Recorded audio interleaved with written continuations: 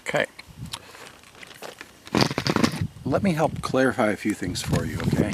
Help put things in a more proper perspective concerning me, because I just have to initially help you understand. Initially, okay?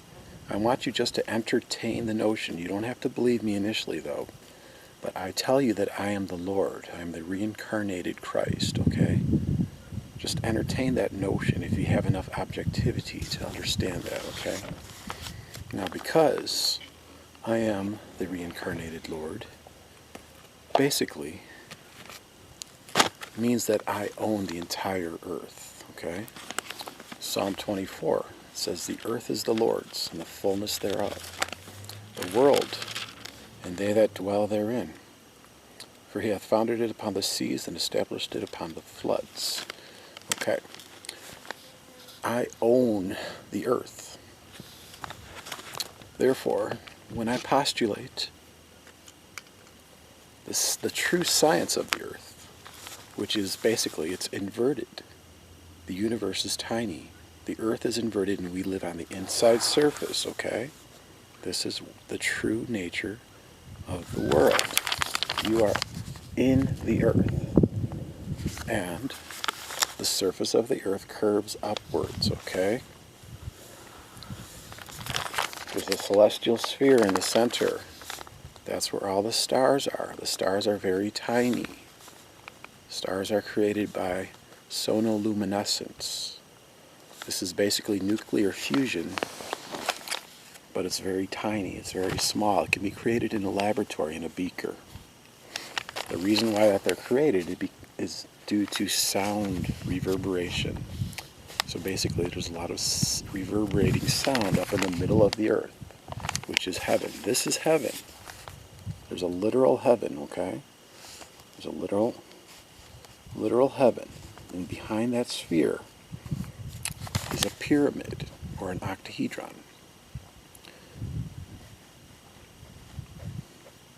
And it's magnetic. There's a pyramid there, okay? That's the source. That's the foundations of the earth. They're up. Job chapter 38 talks about the geometric structure of the foundations of the earth. At the top of that, at the apex of that pyramid, that's where light is emanating from. That's the source of light. Let there be light. Okay, Genesis 1. This is the true form of the world, heaven and earth. It's not vast and endless. The universe is very tiny. It fits within an 8,000-mile wide sphere. There's water up here in the celestial sphere.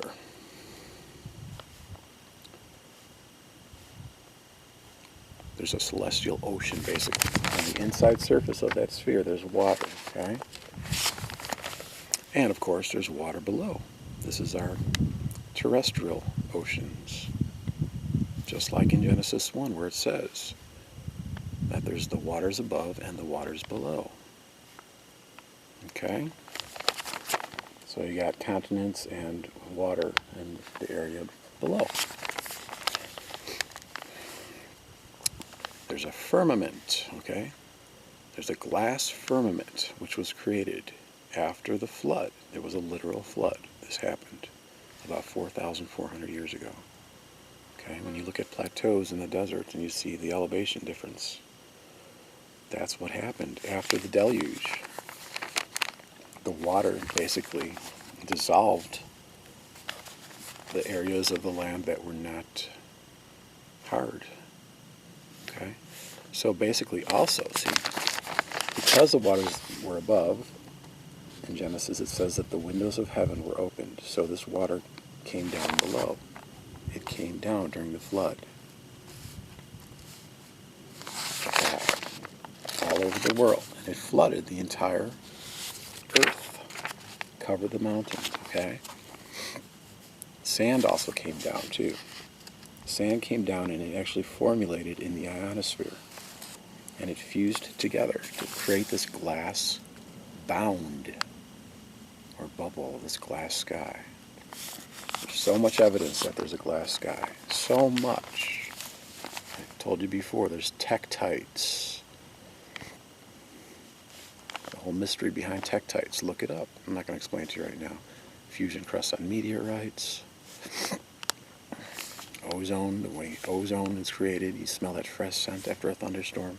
I can go on and on. I'm not going to list them all here. There's just so much evidence that there's actually a literal glass ceiling to the sky, okay?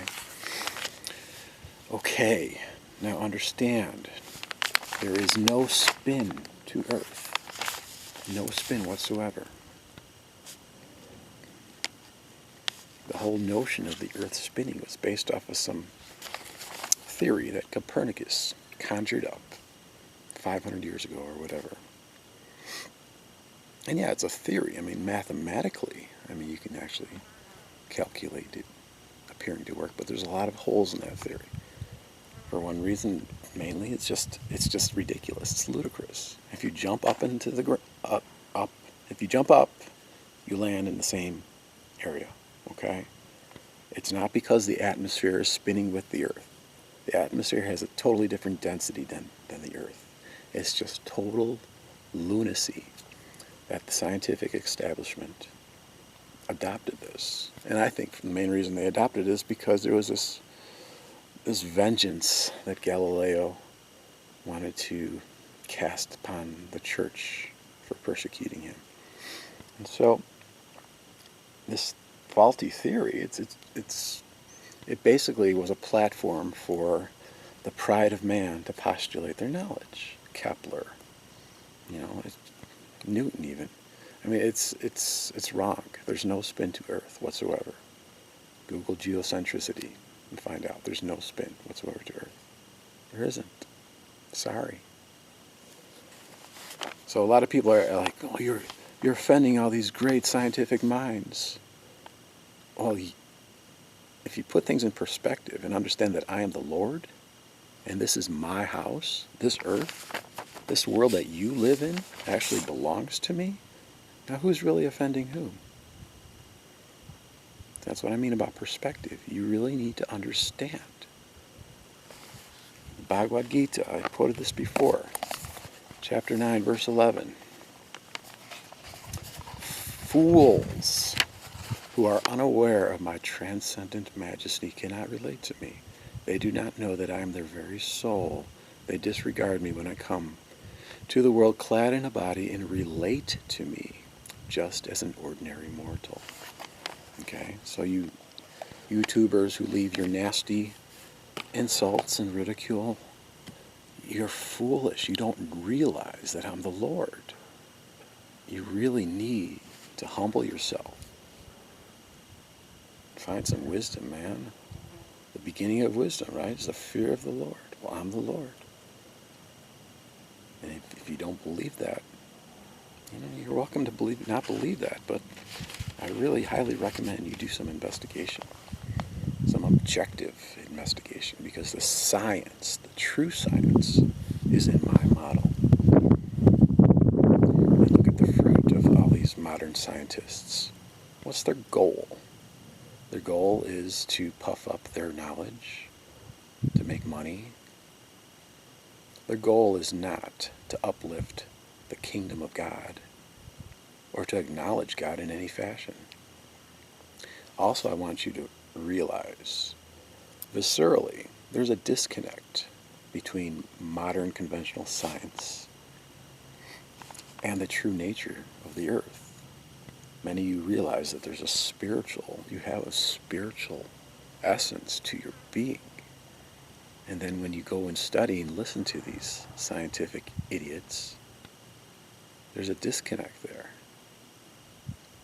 There's no spirituality in what they're talking about, because it's wrong.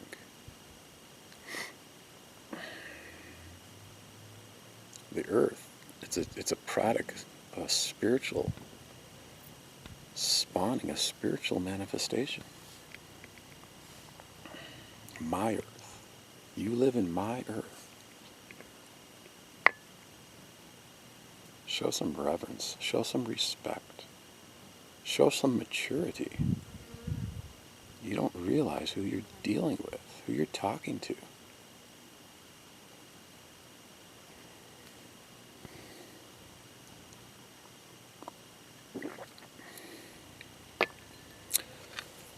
Yes, the powers that be know the true form of the universe. But why would they want to tell you? Why would they want to lose all that money?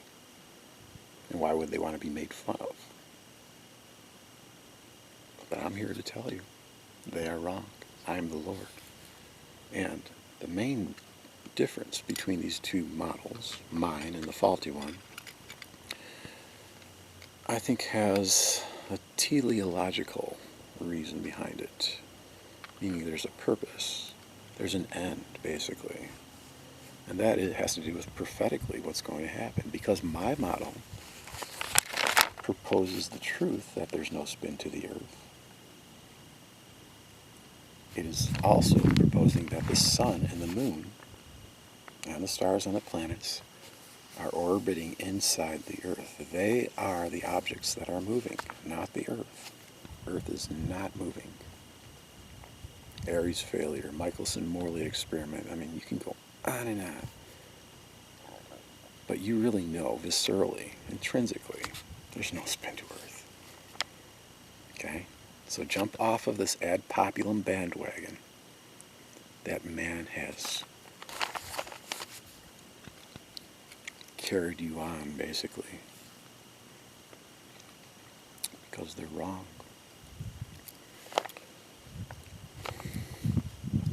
The emperor has no clothes. Okay? So, basically, because the sun and the moon are orbiting, they can stop. They can stop. It's all magnetically charged from the magnetic center. They are being magnetically revolving around the inside of the earth, the sun and the moon, every 24 hours. And they can stop because they are magnetically charged. There can be an abeyance of electromagnetism because this happened before, 3,500 years ago. The sun stopped. If you read Joshua chapter 10, it says that. And there's also many different legends all over the world that corroborate this fact. The sun cannot stop in a theoretical earth-spinning model of the universe because you would have to conclude that the earth stopped spinning. And theoretically, you're talking about a major whiplash of oceans overlapping entire continents. It doesn't work. Okay, you need to jump off of the conventional pseudoscientific bandwagon and jump onto my bandwagon because I am the Lord and I teach you true science. Just because it's unfamiliar to you doesn't mean it's not true. Actually, that's a pretty good indication that it is true because truth is stranger than fiction. At this glass sky, adhere to this glass sky, there's a layer of ice, a mantle of ice, okay? All over the entire inside of the world. And these ice chunks fall down randomly every once in a while. That's also why they spray the skies over metropolitan areas, to prevent the heat, the man-made heat from exhaust fumes to reach the top of the glass sky, to prevent ice blocks from falling down. But prophetically, all this ice is going to fall down very soon. Job chapter 38, they call these the treasures of the hail. Treasures, as in they are hidden. But they know they're there. The Masonic powers that be know all about this, guys. They know it. Okay? So don't get mad at me for telling you the truth. Don't be offended because you've built up yourself this faulty foundation of knowledge. Because it's wrong. It's totally wrong. So this ice will fall down when the sun and the moon stop again. I don't know if they're going to stop on November 13th and 14th during this eclipse. I don't know, but it's possible. In this model, in the true model, it's possible for them to stop. And I do know that Judgment Day is near. So if they do stop, the heat from the stationary sun will start